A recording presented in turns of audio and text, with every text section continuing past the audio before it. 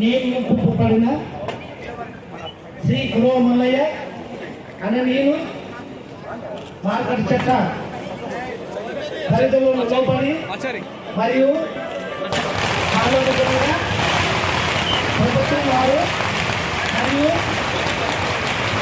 వారు దాడి చేసిన ఆదేశాల మేరకు వ్యవసాయ మార్కెట్ కమిటీ యమనూరు అభివృద్ధి కొరకు మరియు రైతు సంక్షేమ పథకాలను విధిగా అమలుపరిచి రైతు అభివృద్ధి కొరకు పూర్వకంగా శ్రమించగలనని మనసాక్షిగా దేవుని ఎదుట ప్రమాణం చేస్తున్నాను. ధన్యవాదాలు.